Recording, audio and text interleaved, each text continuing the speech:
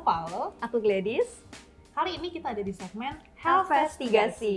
Nah, Gladys, Iya, Kak. untuk segmen Healthvestigasi hari ini kita topiknya adalah hipertensi. Wah, seru banget sih, Iya. Kak. Kayak Kamu ini udah sering dengar iya, nggak hipertensi itu sering banget, apa? apalagi di keluarga, kalau lagi pertemanan juga sering bahas tentang hipertensi. Kayak darah tinggi lah ya nama lainnya. Benar-benar. Hipertensi itu kalau mungkin definisinya sendiri tekanan darah Tekanan tinggi darah ya. tinggi itu. Kalau setahu Gladys, tekanan darah tinggi hipertensi itu berapa? Range Kisarannya mungkin di 180, 170 udah tinggi kan ya. itu udah tinggi banget sih itu Iya. kayaknya ya. Setahu aku tuh tekanan darah tinggi itu dari 135 ke atas sistoliknya. Sistoliknya itu mungkin 80-an atau 90-an. Berarti kalau udah 180 udah akut banget. Iya, itu udah Udah kayaknya tinggi ada, banget ya. sepertinya sih ada step-stepnya gitu sih. Ada mungkin fase 1, fase 2 atau kalau misalkan gejalanya yang sama ini Gladys tahu tuh kira-kira apa aja? Kalau yang sering aku denger ya, itu kayak sakit kepala nih Iya, di bagian belakang. Sering kan tuh orang Iya. sakit kepala, Ih, darah hipertensi ya, tinggi. darah tinggi, Iya, darah betul. tinggi. Gak boleh makan kambing, Nggak boleh garam, kurangin. Nggak boleh garam. Terus kayak mungkin mimisan bisa jadi gak sih Kak? Iya. Terus orang yang gampang marah nih itu Gampang marah, bener itu- banget. Itu sering banget, marah Iya. dikit, Ih, darah hipertensi, tinggi. darah tinggi, betul. itu sering banget sih Kak. Iya, iya. Kalau Kak Paul sendiri, menurut yang sering Kakak temuin gitu gejala-gejala hipertensi? Kebetulan sendiri, Hmm. kebetulannya adalah aku tuh mengidap hipertensi. Keluargaku juga banyak lah anggota keluargaku tuh ngidap hipertensi. Nah, kalau yang orang-orang sering dengar tuh kan, oh ininya sakit, terus mungkin gampang marah. Kalau yang nggak boleh makan daging dan itu sebenarnya bener sih, Iya. karena mungkin daging bisa memicu tensi Tensi jadi dan- lebih tinggi ya. Tapi karena mungkin aku secara genetik dari kecil tensinya udah tinggi, Hmm. jadi udah nggak kerasa lagi, udah biasa aja. Udah biasa Iya, aja. kalau lagi tinggi-tingginya aku misalkan 170, 160 gitu, udah nggak yang pusing, udah nggak yang lemas. Walaupun kalau keluargaku ada sih yang sampai 200 gitu baru iya. yang benar-benar sakit.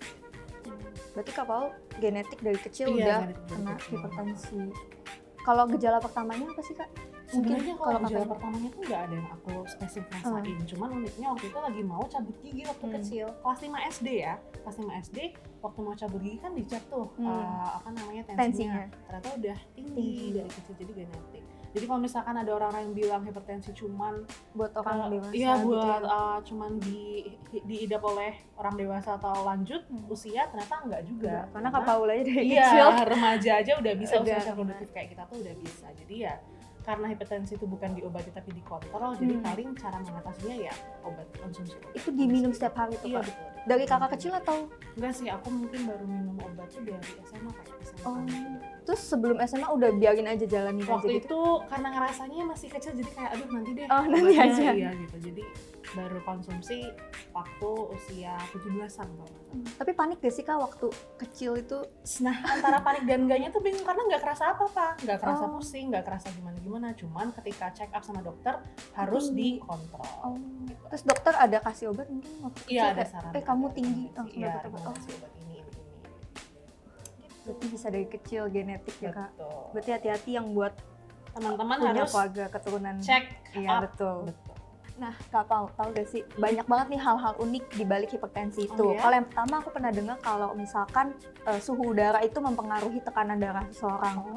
Jadi orang yang tinggal atau lagi musim dingin nih, ini tuh rentan banget kena sama hipertensi atau tekanan darah Jadi tinggi. semakin rendah suhunya semakin Iya, dingin betul. itu bisa mempengaruhi kalau tensinya semakin tinggi. Iya, jadi kayak musim dingin itu orang pasti kayak sering banget nih kena darah tinggi itu sering banget. Terus yang kedua juga nih Kak, kalau misalkan pengobatan hipertensi tuh bisa loh dengan pendengaran musik klasik. Oh, kalau ini aku sering denger nih, musik klasik bisa, mungkin pengaruhnya lebih ke karena bikin relax gitu Iya, ya. bener. Bikin relax, jadi tensinya bisa diturunkan. Makanya kan kita juga sering kan kayak kerja atau Iya, lagi nugas tuh dengan musik banyak klasik. berarti ya, Ya, banyak itu berarti. calming banget kan. Betul.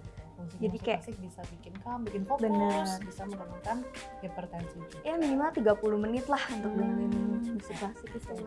Tadi ada 2 faktor nih tuh. Yang pertama suhu Udara. suhu udara bisa memberikan impact ke tensi, dan yang kedua itu musik klasik juga bisa membuat tensi turun. Iya. Nah, untuk kita cross check kebenaran kedua fakta unik tersebut, langsung aja kita tanya ke Dr. Helmi. Halo, saya Dr. Helmin. Sekarang kita akan membahas hal-hal unik yang tadi sudah diperbincangkan.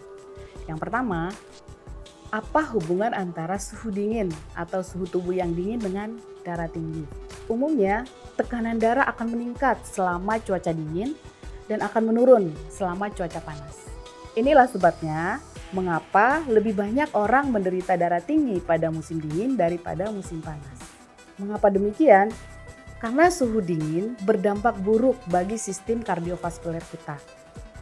Pada saat suhu dingin, terjadi kontriksi atau penyempitan pembuluh darah, arteri maupun vena, sehingga membutuhkan tekanan yang lebih tinggi yang memicu jantung untuk bekerja lebih keras lagi. Prevalensi hipertensi meningkat pada musim dingin dibanding musim panas. Suhu dingin memperburuk hipertensi dan memicu terjadinya komplikasi seperti infark miokard dan gagal ginjal maupun gagal jantung. Hal unik yang kedua, apakah mendengarkan musik klasik akan mempengaruhi terapi hipertensi? Nah, kita lihat penelitian meta-analisis yang merupakan rangkuman dari beberapa penelitian yang menggunakan terapi musik klasik sebagai terapi adjuvan untuk pasien hipertensi, terbukti bahwa terapi musik efektif secara signifikan membantu pasien penderita hipertensi untuk menurunkan tekanan darahnya sehingga mengurangi tingkat kecemasan, depresi, dan meningkatkan kualitas tidur pasien tersebut. Sehingga dengan demikian, tekanan darahnya juga dapat berkurang secara signifikan. Nah, hal-hal unik yang tadi diperbincangkan sekarang sudah terjawab ya. Sekarang saya kembalikan kepada Paul dan Gladys. Terima kasih. Ternyata bener ya Kak yang hal unik yang kita bahas tadi, kalau misalkan ternyata suhu darah itu mempengaruhi loh guys sama tekanan darah kita. Jadi semakin kita ada di cuaca dingin itu memungkinkan banget untuk kita kena tekanan darah tinggi. Dan juga ternyata musik klasik itu juga terbukti Kak bisa membantu menurunkan tekanan darah. Wah, thank you banget Dr. Helmin buat penjelasannya. Oke, sekian untuk segmen Health Investigasi hari ini. Jangan lupa Like, comment, and subscribe. Dadah! Semakin paham.